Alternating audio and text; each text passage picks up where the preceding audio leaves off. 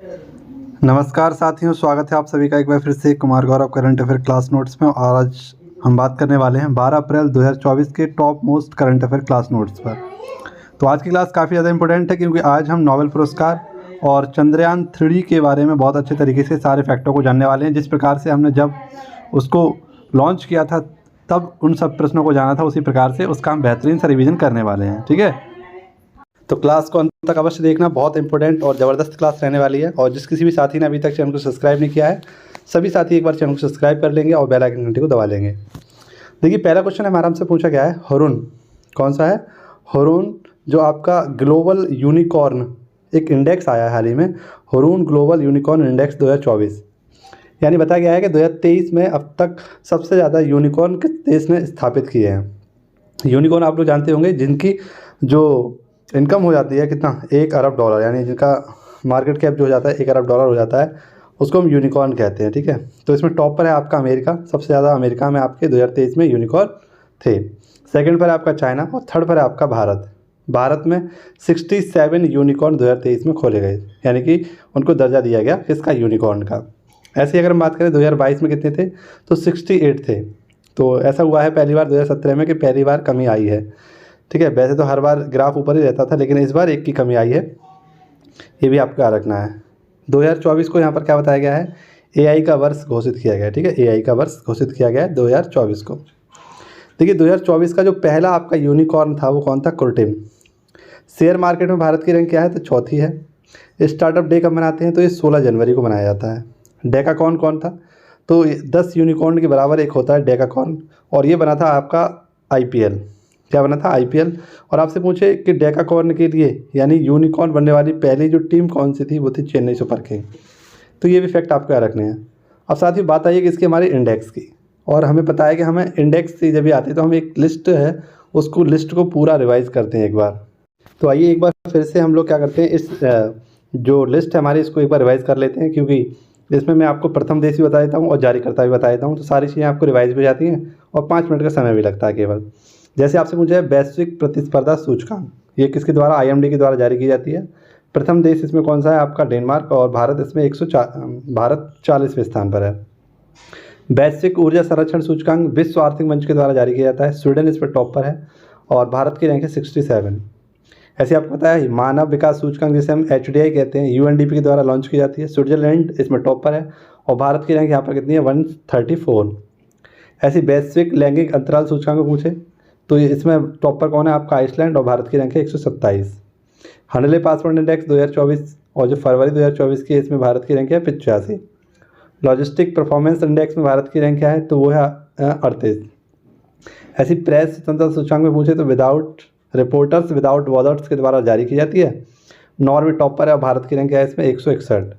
World happiness index ये SDSN के द्वारा लॉन्च की जाती है, फिनलैंड टॉप पर है और 126 में भारत का रैंक है। भ्रष्टाचार जो आपका सूचकांक है, ये ट्रांसपेरेंसी इसके द्वारा जारी किया जाता है, टॉप पर आपका डेनमार्क है और 93 नंबर पर कौन है आपका, तो ये है अपना इंडिया। वर्ल्ड यूनिवर्सिटी रैंकिंग में टॉप पर कौन है, तो यह है विश्व की सबसे पहली जो यूनिवर्सिटी है, यानी कि विश्व की जो सबसे अच्छी यूनिवर्सिटी है वो कौन सी है, आपकी ऑक्सफोर्ड यूनिवर्सिटी पहले स्थान पर है, और भारत की IISc। ठीक है, ग्लोबल फायर पावर इंडेक्स, ये आपका रखना है, ग्लोबल फायर इंडेक्स में भारत की रैंक है चौथी, पहले पर USA, दूसरे पर रूस, तीसरे पर चाइना है आपका। अगला देखिए, अंतर्राष्ट्रीय बौद्धिक संपदा सूचकांक, मोस्ट इंपोर्टेंट है अंतर्राष्ट्रीय बौद्धिक संपदा सूचकांक। ठीक है, इसमें भारत की रैंक क्या है, तो भारत की रैंक है 42। इसके बाद देखिए आप लोग जलवायु परिवर्तन सूचकांक में भारत की रैंक क्या है 7। वर्ल्ड टैलेंट सूचकांक में भारत की रैंक क्या है 56। ऐसे आपसे पूछा जाए कि वैश्विक नवाचार सूचकांक में भारत की रैंक है 40। ग्लोबल हंगर इंडेक्स में भारत की रैंक है 111। और इसी प्रकार से आपको क्या रखना है कि ग्लोबल पेंशन जो इंडेक्स है, इसमें भारत की रैंक है 45। तो यहाँ से आपके जितने भी 2023-24 के इम्पोर्टेंट जो भी आपके अब तक हो चुके हैं सूचकांक, उनको मैंने 5 मिनट में आपको रिवाइज करवा दिया। आइए बढ़ते हैं अगले क्वेश्चन की ओर। अगर वीडियो अच्छी लग रही हो तो वीडियो को लाइक शेयर जरूर करें अपने दोस्तों के साथ। ठीक है, क्योंकि पूरी वीडियो को बहुत ही ज़बरदस्त तरीके से आपके सामने रखने वाला हूँ, सारी चीज़ें आपको एक्सप्लेन करने वाला हूँ और लेकर चलने वाला हूँ सारी चीज़ें आपके साथ, जो आपके लिए रिवाइज़ करने के लिए बहुत इंपॉर्टेंट रहती हैं, जो आप छोड़ देते हैं। लेकिन यहाँ पर आप 20 मिनट में 25 मिनट में इस वीडियो को पूरा करके सारी चीज़ें रिवाइज कर सकते हैं, उनको रिकॉल कर सकते हैं। तो आइए देखते हैं अगला क्वेश्चन हमारा क्या कह रहा है। क्वेश्चन नंबर 2 है, इसमें हम लोग नोबेल पुरस्कारों पर बात करेंगे। 2023 के जो हमारे नोबेल पुरस्कार हैं उनको मैं आपको याद कराने की कोशिश करूँगा, ठीक है। तो देखिए, दिग्गत हुए नोबेल पुरस्कार विजेता पीटर हिग्स ने आविष्कार किया। तो आप सभी को पता है पीटर हिग्स, इन्होंने नोबेल पुरस्कार जीता था। 2016 में इनको नोबेल पुरस्कार दिया गया था, ठीक है। और इन्होंने गॉड पार्टिकल की खोज की थी और इसी के लिए इन्हें नोबेल पुरस्कार दिया गया था 2016 में, ठीक है। हालांकि 2 वैज्ञानिकों ने मिलकर की थी, एक तो हिग्स थे और एक बोसॉन थे, इसलिए इनकी जो खोज है उसको हिग्स बोसॉन पार्टिकल भी कहते हैं। ये हिग्स बोसॉन पार्टिकल है क्या आखिरकार? तो ब्रह्मांड की जो मूल उत्पत्ति हुई है उसकी उत्पत्ति का कारण क्या है? तो हिग्स बोसॉन पार्टिकल है, ऐसा बताया गया है। देखिए, नोबेल की अगर हम बात करें, नोबेल पुरस्कार 1901 से आपके स्टार्ट हुए हैं। ये 6 क्षेत्रों में दिए जाते हैं, ठीक है। जिसमें से एक क्षेत्र शांति का नोबेल पुरस्कार, ये कहाँ दिया जाता है? नॉर्वे की राजधानी ओस्लो में दिया जाता है। जबकि 5 क्षेत्र के जो है स्टॉकहोम स्वीडन में दिए जाते हैं। जैसे आपका भौतिकी का है, रासायनिक का है, चिकित्सा का है, अर्थशास्त्र का है, ये कहाँ दिए जाते हैं? आपके स्टॉकहोम स्वीडन में दिए जाते हैं। अब कुछ ललन टॉप क्वेश्चन थे वो देख लीजिए, उसके बाद हम लोग 2023 के नोबेल पुरस्कारों की पूरी लिस्ट को याद करने की कोशिश करेंगे। बहुत अच्छे तरीके से मैं आपको रिवाइज कराऊंगा। देखिए, इलेक्ट्रॉन की खोज किसने की है? जे थॉमसन ने की थी। नाभिक की खोज किसने की थी? रदरफोर्ड ने की थी। प्रोटॉन की खोज किसने की थी? गोल्डस्टीन ने की थी। और न्यूट्रॉन की खोज किसने की थी? तो जेम्स चैडविक ने की थी। ऐसे ही प्लम पुडिंग मॉडल ये किसने दिया था आपका? तो जे थॉमसन ने दिया था। यहाँ से हम लोग 2023 के सारे नोबेल पुरस्कार देखेंगे, इनको रिवाइज करेंगे। देखिए, मेडिसिन का नोबेल किसको दिया गया था? तो कैटलीना कोरी को, ये हंगरी की थी, इनको दिया गया था। और एक थे बिस्मैन, इनको दिया गया था। mRNA से कोविड वेरिएंट का टीका विकसित करने के लिए इन्हें दिया गया था। और 2022 में ये जो मेडिसिन का नोबेल पुरस्कार किसको दिया गया था? स्वांते पावो को दिया गया था।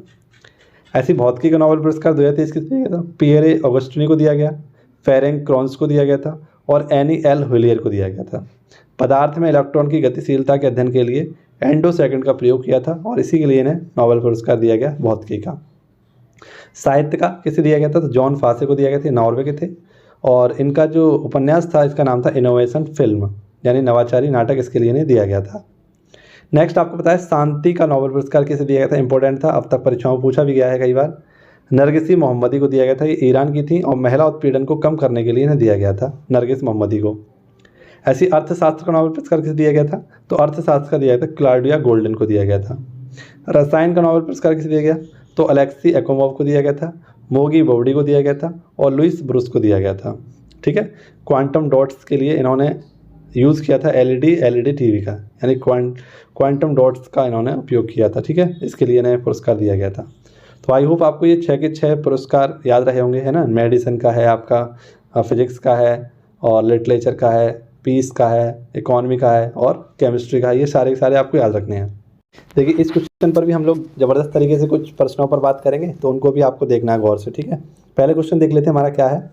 WHO की वैश्विक हेपेटाइटिस रिपोर्ट 2024। तो WHO ने हाल ही में अपनी विश्व हेपेटाइटिस रिपोर्ट 2024 जारी की है और बताया है इसमें कि सर्वाधिक हेपेटाइटिस बी और सर्वाधिक हेपेटाइटिस सी के जो मामले हैं वो कहाँ पर दर्ज किए गए हैं, इस बारे की इसने रिपोर्ट जारी की है। क्योंकि इनका एक सम्मेलन हो रहा था, वैश्विक हेपेटाइट सम्मेलन जो हो रहा था आपका लिस्बन, पुर्तगाल में हो रहा था, और वहीं पर ये रिपोर्ट आपकी जारी की गई थी कि सर्वाधिक हेपेटाइटिस बी और हेपेटाइटिस सी के जो सबसे ज़्यादा खतरनाक होता है आपका, इसके मामले कहाँ देखे गए हैं। तो टॉप पर है इसमें चाइना, सेकंड पर है अपना भारत और थर्ड पर है इंडोनेशिया।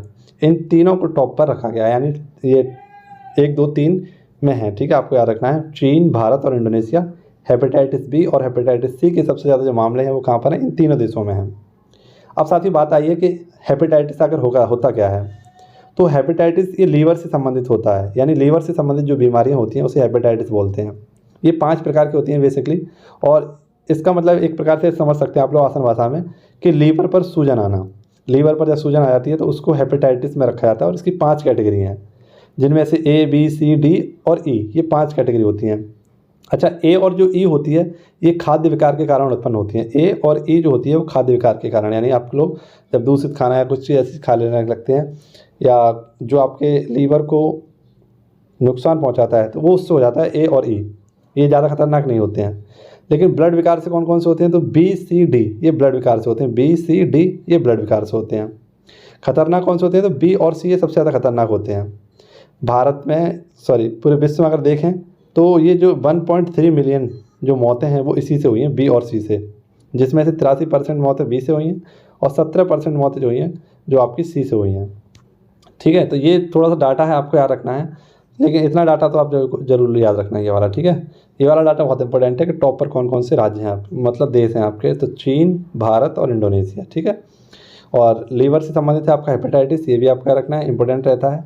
अब आइए मैं आपको कुछ महत्वपूर्ण बीमारियां जो होती हैं ना उनसे संबंधित रोग देख लेते हैं। क्या जैसे कि आपको पता है परीक्षा का बहुत ही अच्छा क्वेश्चन रहता है कि चेचक किसके कारण होता है, टिटनिस किसके कारण होता है, या आपसे पूछ लेता है मलेरिया किसके कारण होता है। ऑप्शन में दे देगा वायरस, बैक्टीरिया, प्रोटोजोआ, फफूंदी। तो इस प्रकार से बच्चों काफ़ी ज़्यादा क्या होते हैं, इनमें हिलक जाते हैं। तो इसी हिलगाट को हम लोग क्या करते हैं, दूर करते हैं थोड़ा सा।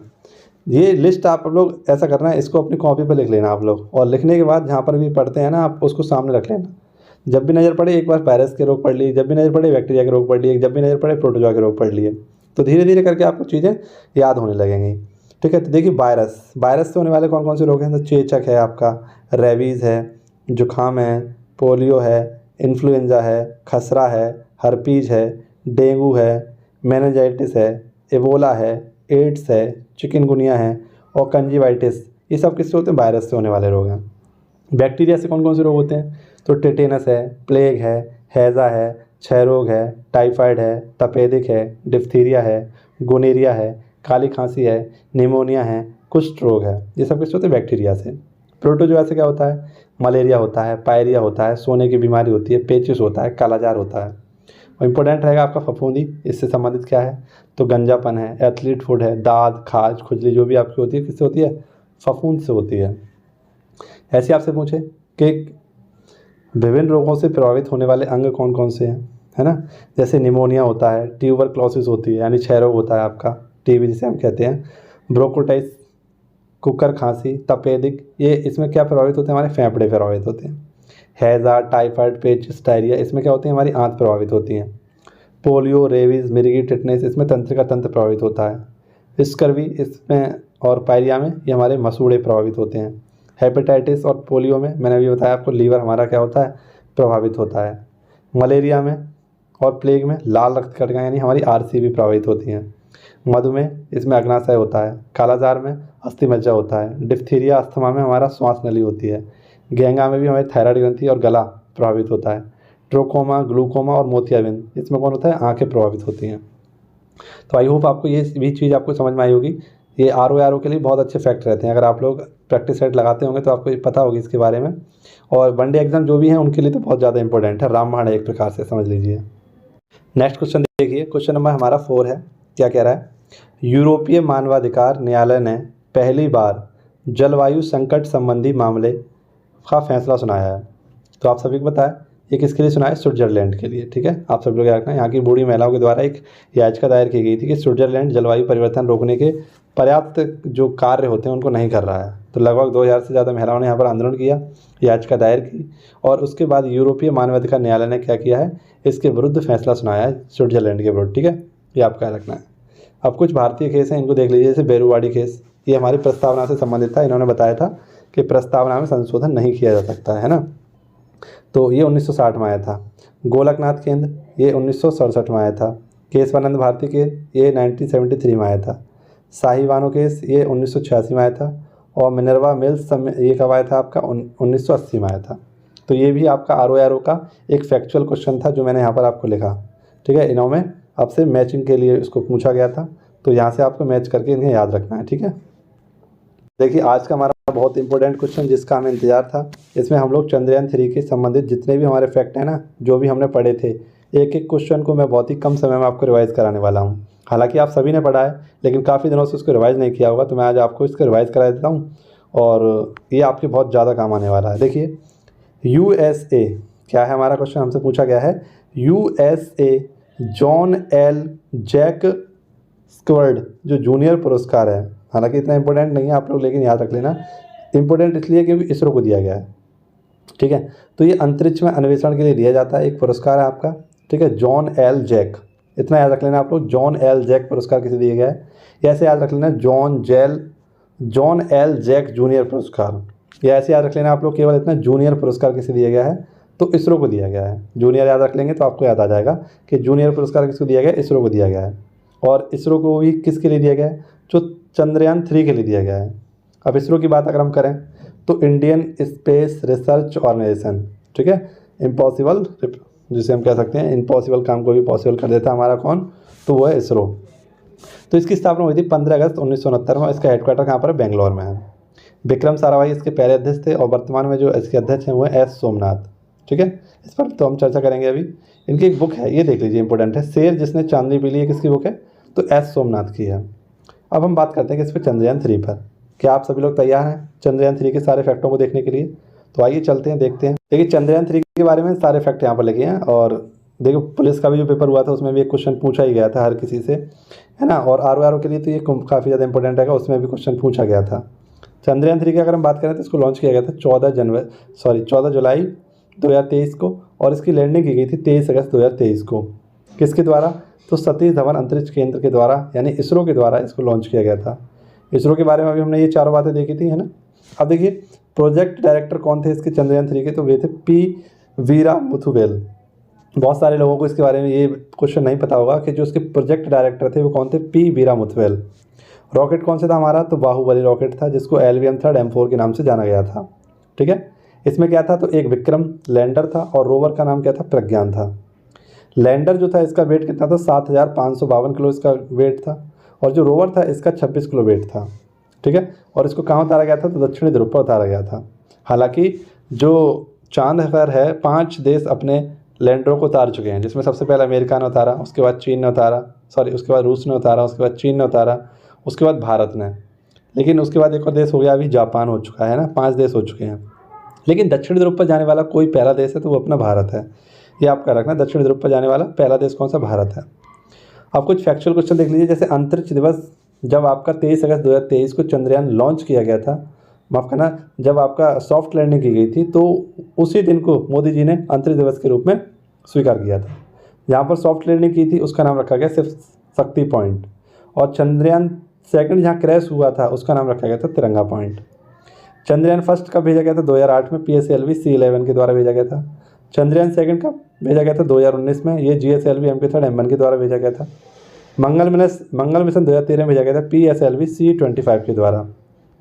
आदित्य L1 ये सूर्य से संबंधित था, 2 सितंबर 2023 को भेजा गया था PSLV C57 के द्वारा। NVS-01 ये किससे भेजा गया था, GSLV F12 से भेजा गया था। लूना 25 ये रूस का था, असफल रहा। और मून स्नाइपर ये किसका था, जापान का था, ये सफल रहा था मून स्नाइपर, इसीलिए 5वां देश बन गया था आपका जापान। ये जापान का है, उसने 22 किसके द्वारा भेजा गया था, तो H2A के द्वारा इसने भेजा था। इसके रॉकेट का नाम क्या था, H2A।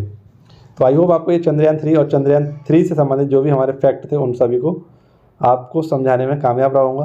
अगर वीडियो पसंद आई हो तो लाइक शेयर जरूर करना एक बार, ठीक है, और कमेंट में कोई अच्छा सा कमेंट जरूर छोड़ना। चलिए मिलते हैं अगले क्वेश्चन की ओर। अगला क्वेश्चन हमारा क्या कह रहा है, देखिए, नई स्वर्ण समर्थित मुद्रा जिग लॉन्च की। तो इम्पोर्टेंट रहेगा, बहुत सारी परीक्षाओं में ये क्वेश्चन पूछे जाएगा आपसे। तो जिग लो आप लगा रख लेना, इसका फुल फॉर्म है जिम्बाब्वे गोल्ड। इसका फुल फॉर्म क्या है, जिम्बाब्वे गोल्ड। तो जिम्बाब्वे इसका नाम में ही इसका छुपा हुआ है। तो ये मुद्रा किसकी है, जिम्बाब्वे की है। जिम्बाब्वे की राजधानी आपको पता है क्या है, हरारे है। तो जिम्बाब्वे डॉलर के स्थान पर इसको लाया गया है, क्योंकि यहाँ पर मुद्रास्फीति आप सभी को पता है। मुद्रास्फीति होता क्या है, एक प्रकार समझ लीजिए, जब रुपये का दाम क्या हो जाता है, रुपया का दाम जो कम हो जाता है। मैंने NCERT में एक चैप्टर पढ़ा था कि एक व्यक्ति था जो बुग्गी भर के, बुग्गी आप लोग जानते होंगे, बुग्गी जिसमें आगे बैल लगा होता है, बैल, है ना, उसको हम क्या कहते हैं, बुग्गी। जब एक व्यक्ति बहुत सारा पैसा लेकर जा रहा था, है ना, बहुत सारा पैसा लेकर जा रहा है, और उधर से क्या ला रहा है, केवल 1 किलो आलू या 1 किलो चावल लेकर आ रहा है। तो ऐसे देश जहाँ की मुद्रा का मूल्य बहुत कम हो चुका होता है, वहाँ पर आपका मुद्रास्फीति आ जाती है। यानी मुद्रास्फीति, यहाँ पर रुपये का दाम तो कम हो जाता है, लेकिन वस्तुओं की जो दाम होते हैं वो बहुत अधिक हो जाते हैं, है ना। तो इससे क्या होता है, इससे मुद्रा यानी इन्फ्लेशन आपका बढ़ जाता है, बहुत ज़्यादा इन्फ्लेशन जो होता है आपका काफ़ी ज़्यादा बढ़ जाता है, मुद्रास्फीति बढ़ जाती है। तो इसी को संभालने के लिए इन्होंने एक नई मुद्रा लॉन्च की है, ठीक है। यानी कि आप समझ लीजिए, जहाँ पर मुद्रा का मूल्य कम हो जाता है वहाँ पर वस्तुओं का मूल्य बढ़ जाता है। और इसमें किसको फ़ायदा होता है, तो एक होता है लेनदार, है ना, और एक होता है देनदार। तो इसमें जो आपका लेनदार होता है वो फ़ायदे में हो जाता है, जबकि देनदार क्या होता है, नुकसान में हो जाता है। जैसे मान लीजिए आज आपने मुझसे 100 रुपये लिए थे, ठीक है, आपने मुझसे 100 रुपये लिए और आपने वही काम 100 रुपये में पूरा कर लिया, ठीक है, आपका तो वो काम 100 रुपये में पूरा हो गया। लेकिन आज से 5 साल बाद आपने वो मुझे 100 रुपये लौटा ले, ठीक है, लेकिन आज जो चीज़ आपने 100 रुपये में ले ली थी वो आज कितने की हो गई, 500 की हो गई। कितने की हो गई, 500 की हो गई। तो यहाँ पर जब मैं उस चीज़ को खरीदूंगा तो वो मुझे नहीं मिल पाएगी उतने में ही जितने में आपने खरीद ली। तो ये पॉइंट भी आप लोग याद रखना कि मुद्रास्फीति में होता क्या है, जो लेने वाला होता है ना, जो लेने वाला होता है वो फ़ायदे में होता है, जबकि देने वाला क्या होता है, नुकसान में हो जाता है। यानी कि जो हमें पैसा देगा वो नुकसान में जाएगा, जो पैसा लेगा वो फ़ायदे में रहता है। किस में, तो मुद्रास्फीति में। ये भी आपको पॉइंट याद रखना है। ऐसे ही आपका 2008 में $100 ट्रिलियन का नोट जारी किया था, किसने, जिम्बाब्वे ने। अब कुछ मुद्राएं हैं आपको जैसे याद रखनी है, SDR, ये IMF की मुद्रा है और इसमें येन, युआन, रेवेन्यू, डॉलर और पाउंड आते हैं। ऐसी 5R मुद्रा किसकी है, तो ब्रिक्स की है। जैसे रियाद है, रियाद किसकी है, ब्राज़ील की है। रैंड किसकी है, साउथ अफ्रीका की। रुपया किसकी है, भारत की है। रेवेन्यू किसकी है, चीन की है। रूबल किसकी है, ब्राज़ील की है, सॉरी रसिया की है। तो इस प्रकार से 5R वाली मुद्रा आपको याद रखनी है। ऐसे ही आपसे पूछा जाए कि 10 रुपये के नोट पर क्या है, 20 रुपये के नोट पर क्या है, 50 रुपये के नोट पर क्या है, 100 रुपये के नोट पर क्या है, 200 रुपये के नोट पर क्या है ना, और 500 रुपये के नोट पर क्या है, और 2000 रुपये के नोट पर किसका चित्र अंकित था, ये आपसे पूछा है। तो 10 पर था आपका कोणार्क का सूर्य मंदिर, 20 पर क्या है आपका एलोरा की गुफाएँ, ठीक है, 50 पर क्या है आपकी हम्पी का रथ, इसके साथ 100 पर क्या है रानी की बाव, 200 पर क्या है आपका सांची का स्तूप, 500 पर है लाल किला, और 2000 पर क्या है आपका, तो वो था आपका 2000 पर था आपका मंगलयान, ठीक है। ये भी आपको याद रखना है अपनी भारतीय मुद्रा से।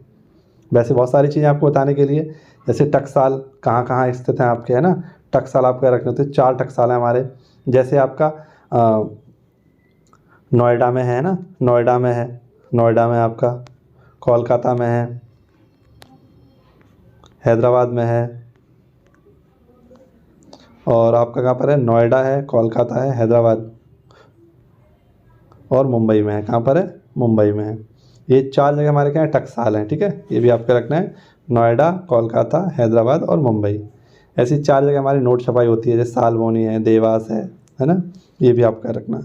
अगला क्वेश्चन देखिए, क्वेश्चन नंबर 7 है, भारत का पहला निजी पृथ्वी अवलोकन उपग्रह TSAT-1A लॉन्च किया है किसने, तो टी इसके नाम में छुपा हुआ, टाटा समूह के द्वारा TSAT-1A को लॉन्च किया गया है और स्पेस एक्स यानी कि फाल्कन 9 रॉकेट के द्वारा से लॉन्च किया गया था, ठीक है।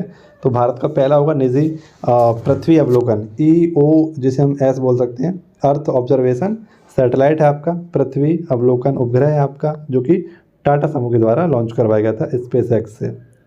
ऐसे आपसे पूछा जाए ओडिशस क्या है, ओडिशस के बारे में आप लोग जानते ही होंगे, ये चांद पर लैंड होने वाला पहला निजी लैंडर था, ठीक है। ललन टॉप प्रश्न देख लीजिए, जैसे कि आपसे पूछा है कि द्वितीय पंचवर्षीय योजना में कौन कौन से आपके इस्पात कारखाने लगाए गए थे, तो इसको मैं रख सकते हैं BDR के नाम से। B for Bhilai, D for Durgapur, R for हो जाएगा राउरकेला। छत्तीसगढ़ में है आपका भिलाई, और पश्चिम बंगाल में है आपका क्या है, दुर्गापुर, और राउरकेला कहाँ पर, उड़ीसा में है। अब आप लोग को बहुत कन्फ्यूजन रहता होगा कि इसको याद कैसे करें कि किस देश के द्वारा बनाया गया था। जैसे भिलाई को याद करने के लिए आप लोग आगे कि हमारी हमेशा भलाई कौन सोचता है, तो हमेशा हमारी भलाई सोचता है रूस। ऐसी दुर्गापुर कैसे याद करें किसने बनवाया था, तो दुर्गा हम सभी को पता है, दुर्गा पूजा कहाँ होती है, पश्चिम बंगाल में होती है। और दुर्गा के कितने हाथ होते हैं, 10-10 यानी 10-10 हाथ होते हैं, 10-10। तो हम लोग याद रख लेंगे किसने, ब्रिटेन ने बनवाया था। ऐसे हम लोग पता है कि राउरकेला किसने बनवाया था, तो जर्मनी की सहायता से बनवाया गया था। अच्छा याद कैसे करेंगे, तो केला, राउरकेला में क्या है, केला, और केला खाने के लिए क्या चाहिए आपको, मनी चाहिए, मनी, तो जर्मनी ने बनवा दिया था। तो आप लोग ऐसे करके याद रख लेना, भिलाई छत्तीसगढ़ में रूस ने बनवाया था, दुर्गापुर ये दामोदर हटा देना, दुर्गापुर है, ठीक है, ये ब्रिटेन ने बनवाया था, राउरकेला जर्मनी ने बनवाया था। आई होप आपको याद हुआ होगा। नेक्स्ट देखिए क्वेश्चन नंबर हमारा क्या है, 8, विश्व होम्योपैथी दिवस जो है आपका कब मनाया गया था, तो विश्व होम्योपैथी डे बनाया गया आपका 10 अप्रैल को, क्योंकि इसी दिन सैमुअल जो आपके हैनिसन हैं इनका जन्म हुआ था और इन्हीं के जन्म दिवस के रूप में इसको मनाया जाता है, ठीक है। आयुष मंत्रालय के द्वारा जो कि सर्वानंद होने वाले हैं, इसको आयोजित किया गया था और इसकी थीम रखी गई है होम्यो परिवार स्वस्थ एक परिवार। कमेंट बॉक्स में आप लोग मुझे बताइए कि विश्व स्वास्थ्य दिवस हाल ही में कब मनाया गया था, विश्व स्वास्थ्य दिवस हाल ही में कब मनाया गया था, इसका आंसर आप लोग कमेंट बॉक्स में देना। और CRPF का 100 दिवस हाल ही में मनाया गया था कब, 9 अप्रैल को, ठीक है। एक क्वेश्चन नंबर 9 है और इसमें हम लोग बहुत अच्छे तरीके से बहुत सारी नियुक्तियों पर बात करने वाले हैं। राष्ट्रीय महिला हॉकी टीम का कोच किसे नियुक्त किया गया है? तो हरेंद्र सिंह को किया गया है। ये ओलंपिक 2028 तक जो हमारा होने वाला है लॉस एंजलिस में, तब तक महिला राष्ट्रीय हॉकी के क्या रहने वाले हैं? कोच रहने वाले हैं। क्योंकि इससे पहले जो थे हमारे, वो 2024 के लिए क्वालिफाई नहीं करा पाए, किसको? महिला जो हमारी हॉकी टीम है इसको नहीं करा पाए, इसलिए इनको हटा दिया और इनके स्थान पर आ गए हरेंद्र सिंह आपके। अब देखिए नियुक्तियों की बात आई है तो एक लिस्ट मैंने आपके लिए बनाई है, उसको मैं रिवाइज कराता हूँ। जैसे साथ ही आपसे पूछे आरबीआई के अध्यक्ष कौन है? तो शक्तिकांत दास। रेलवे बोर्ड के अध्यक्ष कौन है? तो जय वर्मा सिन्हा। एसबीआई के अध्यक्ष कौन है? दिनेश खारा। नीति आयोग के सीईओ कौन है? बीवीआर सुब्रमण्यम। यूएनओ के हेड कौन है? Doctor Tedros. वर्ल्ड बैंक के कौन है? अजय बंगा। आईएमएफ की कौन है? Christina Georgieva. नाटो के कौन है? स्टोलनबर्ग। एफएओ के कौन है? क्यूंडियोंग। डब्ल्यूटीओ के हैं आपके नागोजी ओंकाजावेला। डब्ल्यूएचओ के हैं आपके डॉक्टर टेड्रोस। रेड क्रॉस के कौन है? तो रॉबर्ट मर्दिनी। नेक्स्ट आपसे पूछे नासा के हेड कौन है? तो नासा के हेड हैं डॉक्टर लॉरी लेगिन। फीफा के हेड कौन है? इन्फेंटिनो। आईसीसी के हेड कौन है आपके? Greg Berkeley. बीसीसीआई के हेड कौन है आपके? रोजर बिन्नी। एससीओ के हेड कौन है आपके? झांगमिंग। एंड यूनेस्को के हेड कौन है? Andre Azoulay. यूनिसेफ की कौन है? Catherine Russell. यूएनईपी के अध्यक्ष कौन है? तो इग्नेत अंडरसेन। ईयू की कौन है? उर्सुला वांडेर। एयू की कौन है? अजाली ओसेमानी। ओपेक के अध्यक्ष हैं हैतम अलघिस। नेक्स्ट है आपका आईएलओ के अध्यक्ष कौन है? तो गिलबर्ट। यूएनएचसीआर के कौन है? फिलिप ग्रांडी। एनडीबी के कौन है? असाकावा। सॉरी एडीबी के हैं असाकावा। एनडीबी के हैं आपके डिल्मा रूसेफ। आसियान के हैं काउंकिंग। सार्क के हैं रूवेन वीराकुन। और इंटरनेशनल सोलर अलायंस के हैं अजय सूद। ठीक है, तो ये आपको कुछ याद रखना है, बहुत ही अच्छे तरीके से अपनी कॉपी पे लिख लेना। आप सभी लोग स्क्रीनशॉट ले लीजिए इसका। ठीक है, स्क्रीनशॉट ले लीजिए एक बार या फिर अपनी कॉपी पे लिख लीजिए, याद करते रहेगा, इसको काम आएगा आपके बहुत ज़्यादा। अगला क्वेश्चन है आपका खुमानी खिलना महोत्सव। तो ये लेह कारगिल लद्दाख में मनाया गया था आपका। ठीक है, ऐसे ही आपसे पूछा है कि कॉमेडुक मेडिस और मैथ्या बाउचर ये श्रीलंका के हैं आपके, और ये हैं आपके महिला हैं इंग्लैंड की। ये प्लेयर ऑफ द मंथ बनी हाल ही में, ये आपको याद रखना है। ठीक है, तो ये आज की हमारी क्लास थी। आई होप आपको पसंद आई होगी। देखिए जो भी साथी हैं आरओ और एआरओ की जो तैयारी कर रहे हैं ना, ये साथी मुझसे ज़रूर जुड़ें, क्योंकि इनके लिए मैं कुछ ही समय में अब बहुत अच्छे प्रैक्टिस सेट वगैरह इन सब की तैयारी कर रहा हूँ। तो ये आपके लिए आने वाले हैं कुछ ही समय में, आपको 1 से 2-3 वीडियो डेली मिलने वाली हैं। ठीक है, तो अपना रेस्पॉन्स दीजिए। जो भी साथी हैं कुछ और नया पढ़ना चाहते हैं, कुछ और नए टॉपिक्स जानना चाहते हैं, सीखना चाहते हैं, तो कमेंट बॉक्स में आज ज़रूर आप लोग छोड़ देना कोई भी जानकारी जो आप पढ़ना चाहते हैं नोट्स के माध्यम से कम समय में, तो वो मैं आपको प्रोवाइड कराऊंगा। ठीक है, और जो भी आपके मन में कोई डाउट हो, सजेशन हो, वो आप लोग कमेंट बॉक्स में ज़रूर छोड़ें। चलिए मिलते हैं आप सभी से कल इसी समय पर। धन्यवाद। जय हिंद, जय भारत। मस्त रहिए, खुश रहिए। धन्यवाद।